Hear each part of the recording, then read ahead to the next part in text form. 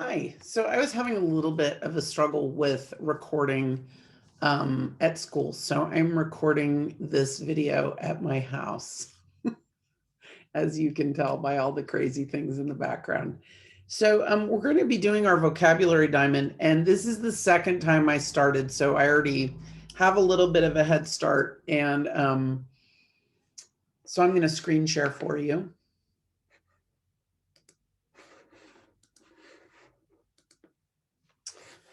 All right. So our first word, I put my name in the corner, and our first word was amendment. And amend means to change. So when you see the word amend, it's a verb and it means to change. An amendment is a change to the Constitution. And reform is our synonym. So our country our Constitution was written in the 1770s, and a lot of things have changed since then. And so the people who wrote the Constitution knew that there would be changes in society and in the future. So they made it so that we could change the Constitution, we could add different amendments to update the Constitution from time to time. And one of my favorite amendments is the 19th Amendment. So the 19th Amendment gave women the right to vote. And that amendment was approved in I think it was 1920. So women received the right to vote in 1920. And so an amendment is a change to the Constitution, but it's a change that is a way to improve the Constitution and to make the Constitution updated, right, to meet our modern times. Because our country's changed a lot. We have computers now, we have technology, we have cars, we have airplanes. We have a lot of things that we didn't have in the 1770s. And so luckily our government can continue to change and grow over time. And that was part of the original plan. So an amendment is, there's a list of amendments or changes that have been made to the Constitution over time. And they're usually written like in a list, right? And there's more of them. And that keeps our government modern and current. If we weren't able to make changes, then our government would probably fall apart, because we've had a lot of changes since the 1700s. Our second word is politics.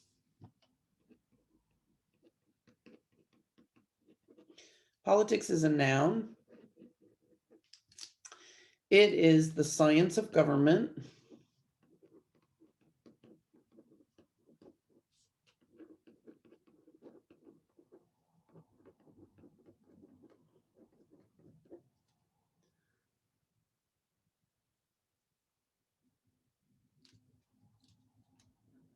And the synonym to politics, oh, I didn't have it on my sheet. We might come back to that one in a minute. We'll come back to that one in a minute. We'll leave this blank, but then we'll come back to it. So politics there's a system in most countries for governing the country. And also there's a system in our states. We have a system for governing states. And so politics is basically the study of those systems, the systems of governance and of governing. So in our country, we have several political parties, but we have two main political parties, the Democratic Party and the Republican Party. And then there are other parties as well. They're a little smaller. And so what tends to happen is that the two main political parties kind of get all of the attention. But when you go to vote, you will have a large assortment of candidates from different parties, and they aren't necessarily Democratic or Republican. So politics is the study, the science of how a government works. It can be a state government, it can be a national government. So if we kind of think of that as, if we think of the United States and we think of how our government works, we can be thinking of right here with Washington, D.C., right? Or we could be thinking of California, right? Because we also have a system of governing. Excuse me. Woo. Draw Washington, D.C. on there. So each state has their own particular state government. Also, we have county governments, right? So each county has its own governance, its system of governance. All right, our third word is suffrage.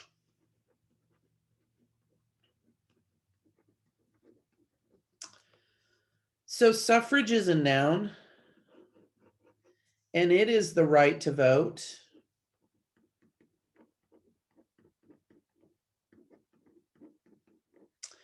And the synonym for suffrage is just vote. So in 1920, women had been wanting the right to vote for many, many years. And right around 1915, 16, 17, all the way through 1920, there were women who would go and they would march in front of the White House.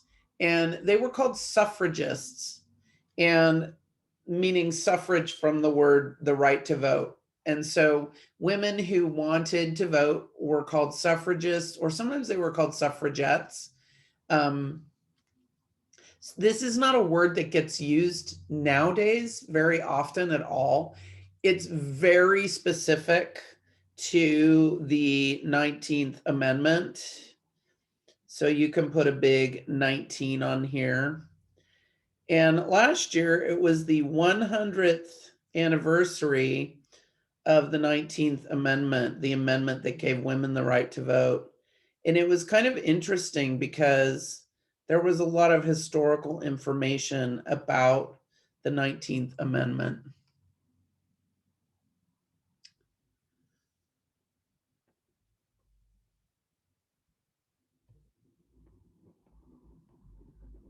So suffrage is a word that gets used specifically for that 19th Amendment. Okay, our next word is candidates.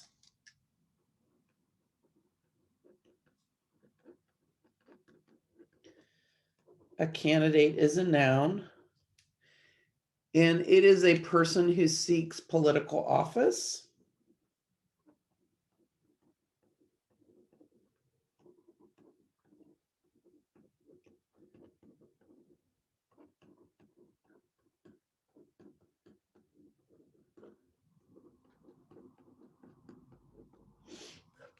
And nominee is the synonym for that. So a few years ago, we had student council elections. And in my class, we were voting to see who would be our representative on the student council, who would represent fourth grade. And so there were 4 students that were nominees. They were candidates to be our fourth grade representative. And so each one of them had to write an essay explaining why they wanted to represent fourth grade on student council. And then we voted. We listened, they gave a little speech, they wrote a little essay, and then they read it to us.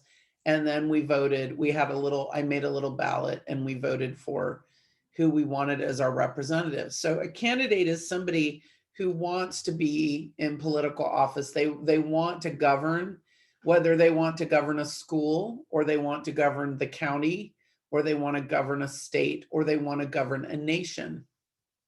So a candidate is somebody that runs for office, and usually they campaign. So you might see a sign for them that has their name on it. So it might say Hansen.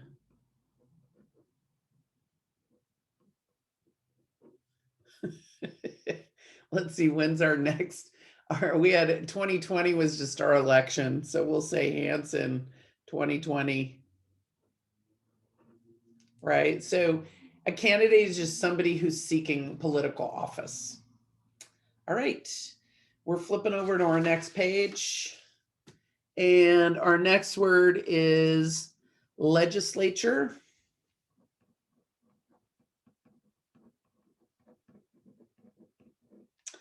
It's a noun. And a legislature is a body of lawmakers.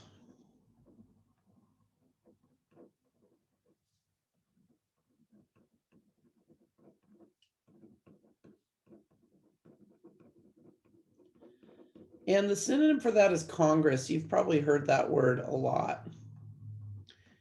So a legislature is the branch of the government, whether it's the state or the nation, that makes laws. So, for example, when all these women wanted the right to vote and they were marching and they were protesting in front of the White House, they did that for years and people ignored them. And finally, at a certain point, it became really hard to ignore them every single day. And finally, the women that were protesters just kind of wore everyone down and finally got the right to vote. So the legislature is the people, are the people that they wrote the 19th Amendment. And so women were able to vote because the legislature passed that amendment. So usually what happens is, let's say we had the 19th Amendment right here.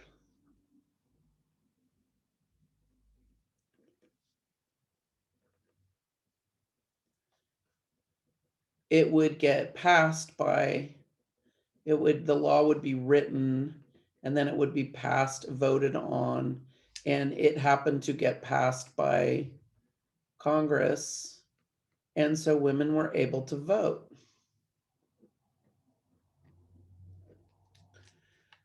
So the legislature passes laws. They might enact other laws too, that don't necessarily change the Constitution, but that's what Congress's job is to create legislation or create laws, which is ironic because our next word is legislation. And that is the act of making laws. It's also a noun. The act of making laws.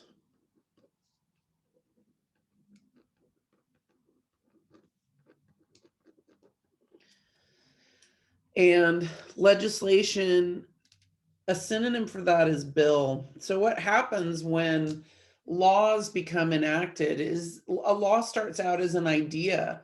Maybe someone has an idea that's such as women should have the right to vote.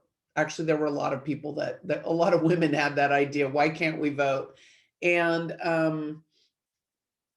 so initially, a law starts out as an idea, right? So it goes from an idea.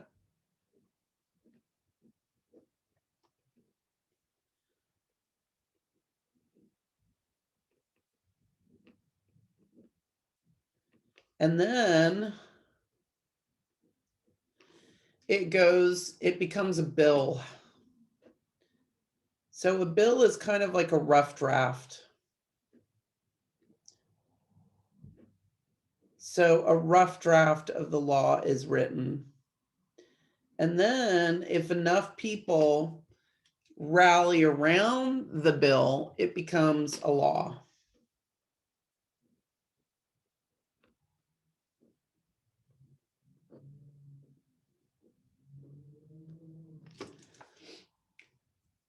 So it takes a long time for laws to get passed. Also, it depends on how much mojo the law has. Like if a lot of people want it to be passed, then maybe it takes less time. There's more urgency, and so they push the law through. If less people want it passed, then it can kind of get foot dragged and take forever to have happen. All right, our next word is polls. It's a noun. And a poll is a sampling of ideas.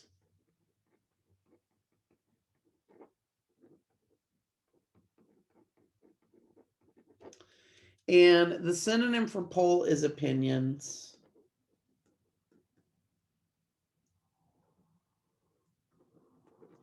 So usually when there's an election, there are people who go around and they ask people their opinions.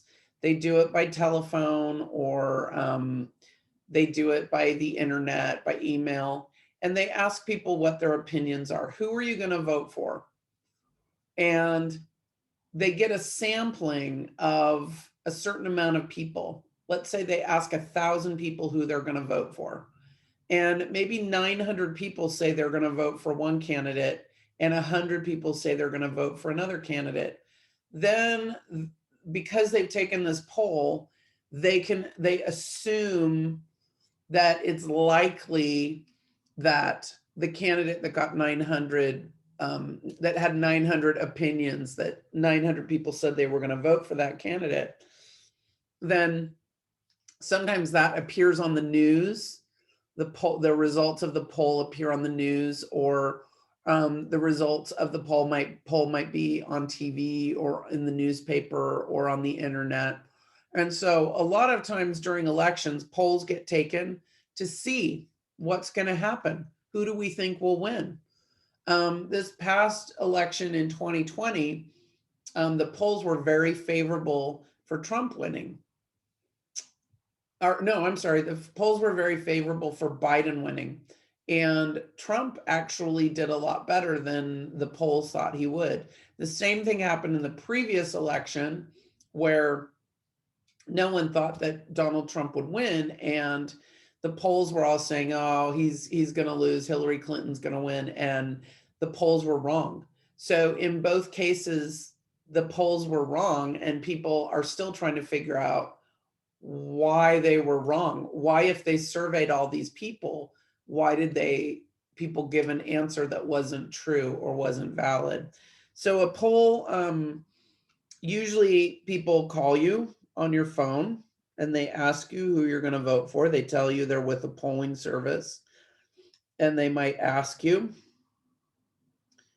This is my version of a cell phone. Sometimes they can do it by email, right? So you might be on your computer and you might be asked by a polling organization who you're going to vote for. And so in that way, they can kind of predict elections, who's going to win an election. I think in the past few years, we've realized that polls are not great. They haven't turned out as expected. And so people are a little more suspicious of polls. Okay, our last word is assembly.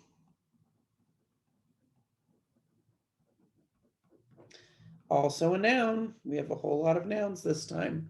And it is a group of persons.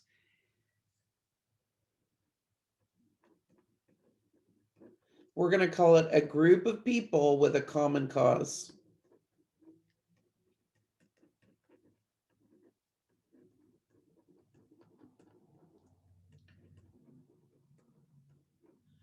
And association was the synonym that I got. So an assembly can be a group of people that maybe what happens is you decide that you feel like women should have the right to vote. And so you're going to get together with a large group of your friends and they're going to assemble and have a meeting and discuss what they can do to get women the right to vote. So an assembly is basically a meeting, like a discussion group where people have a common purpose and they decide, how can we get this done? Like, how can we make the 19th Amendment happen? So if you think about an assembly, I'm just going to draw a whole bunch of chairs because basically it's a meeting.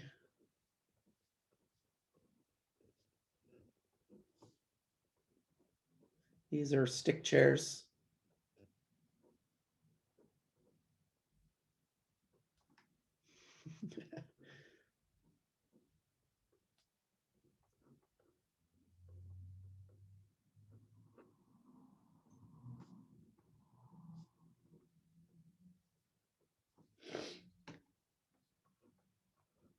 So an assembly is a meeting that happens, and it's people that usually have a common goal, right, for their meeting.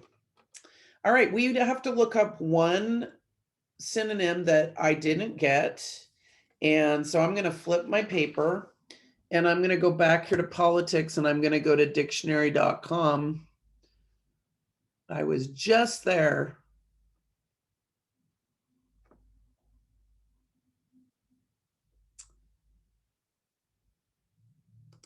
See, look, you can tell I was just there because assembly is on there.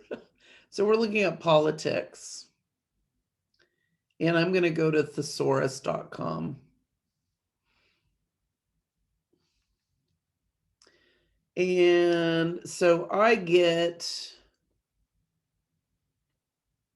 legislature, jungle, electioneering, government. Let's do electioneering.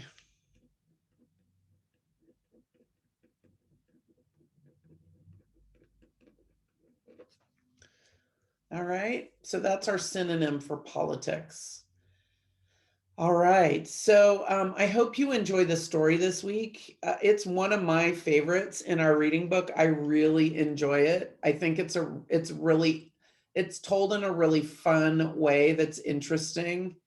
And the person that the story is about seems like a really interesting woman that